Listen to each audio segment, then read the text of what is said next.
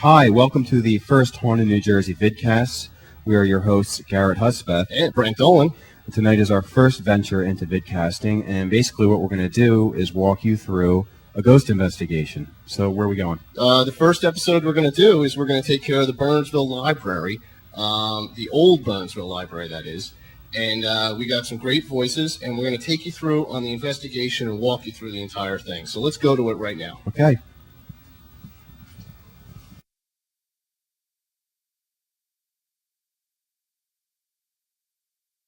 These are all the original beams from like the 1750s or 60s. I think it was built in the early 1760s, and they were milled probably somewhere locally. You can see that when they come from the mill, they already know where these are going to go. So they put Roman numerals on the beams so they would match the plan. So here's 3, here's 4 right here. Over here, I don't know if these are numbered. If they are, from the fireplace, and this was all covered up for years. Okay, so that's our initial walkthrough of the old Bernardsville Library. Now, this building, the original building was built in 1710, and it's one of the older buildings around. And we were just going through. The interesting part about this is when this wood came from the mill. And I think the original, the existing structure, or most of it, was probably built in the 1750s. So these beams were all numbered with Roman numerals. So 3 would go with 4, 4 would go with 5. And over 200 years later, they're still there. These beams were all, when this was the library, were all covered. And when Sandra John came in, they renovated the whole the first and second floor, the old part of the library. And all these things were exposed. The fireplace that was walled up under sheetrock for 100 years while it was a library. Nobody knew it was even there. They had forgotten. So it was really, it's almost like historical archaeology. Yeah, I remember when you were taking me through that. It was actually my first time going on an investigation with you. When I was walking through that Bernardsville Library, it was just amazing to see how old this place was. And I grew up in Bernardsville, and this is where I first started reading about ghosts.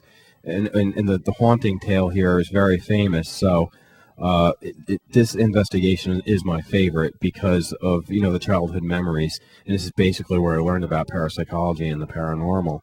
But you wouldn't believe how much different it looks. The first time I walked in here after it was renovated, I did not recognize the place. They took it back to its 18th century look.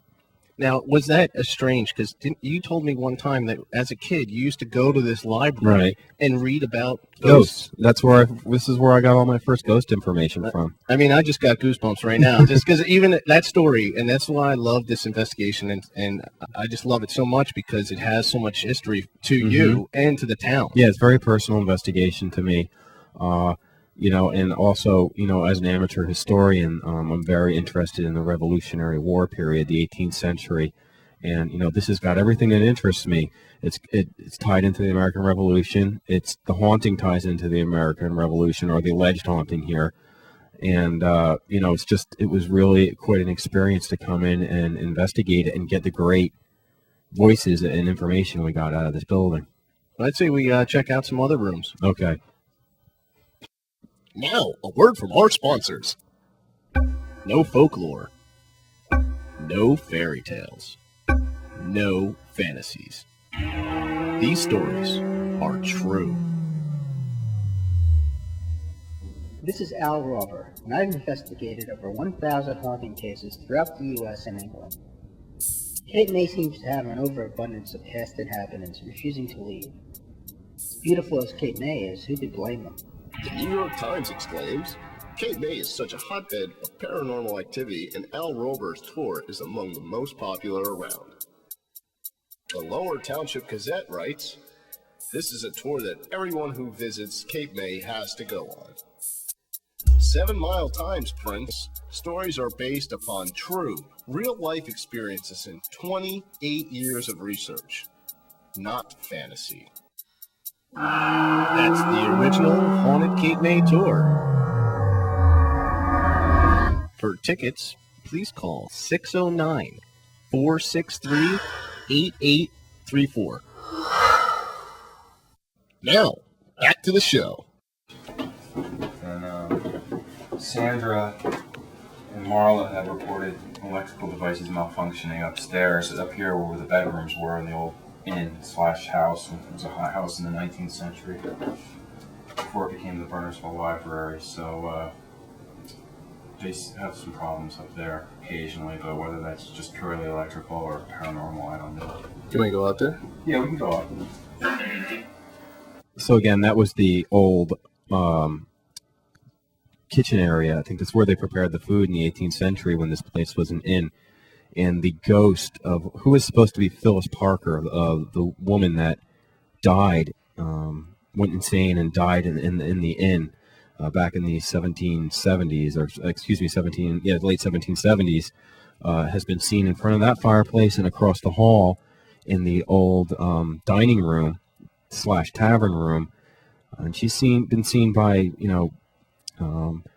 people, patrons of the library, the staff of the library, and also almost every police officer on the Bernardsville police force in the 40s, 50s, and 60s. Now, I got a question for you. Mm-hmm. Obviously, you've been in this place a lot more than I have, but I got to tag along a lot. Now, when we were just talking about in that room, they said there was a lot of electrical problems. Did you ever come across anything like that? Did you ever have? I remember you said on an investigation. On the investigation. On this particular investigation, I didn't. Well, we did in the basement actually that night, which we're going to get to in a minute. But I've had our friend and co-investigator Randolph Liebeck had a camera. This guy's a professional photographer. Malfunctioned in the early 90s when he was in there on an investigation before we started working with him. And he had this very reliable 35 millimeter camera just go crazy and snapped off the whole roll by itself.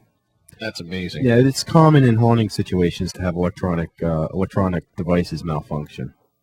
All right, that's cool. Let's watch the other clip. Okay.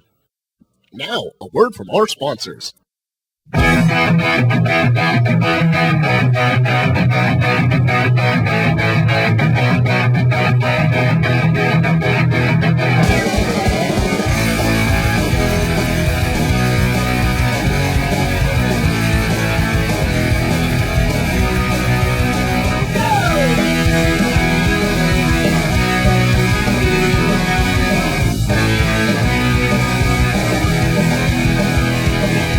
Now, back to the show. EVP later and had hooked up at least one camera, probably an infrared camera up here. Hold up. Stop that and reverse it. EVP later and had hooked up at least one camera, probably an infrared camera up here. Did you hear that? When we were going over the footage for the vidcast, we found yet another EVP come on Brent's video footage. It's a 6-syllable male voice, and it actually talks over top of me, kind of stealing my words away, which these EVP voices do. I analyzed the footage and couldn't make out what was being said, but this kind of thing happens often, and often will screw up our video footage to the point where we can't use interviews because these EVP voices come in and talk over the subject. You pick up a lot of noise from the street since we're right on Route 202. It's a pretty busy road even later at night, so we have to be careful to not confuse the street noise with these. Was living in this town, he grew up in this town. We read about his overnight stay in the Bernardsville News. And I was fortunate enough that my partner Al knew Norm and got the tape. Because I remember reading the accounts of what he reported here. And years later, I actually got to listen to the tape, which I have somewhere. I haven't seen it in several years, but I heard the rattling of the dishes. It was mostly dishes and glasses and things like that. But you could hear it. It was all EVP, and you could pick it up on the tape.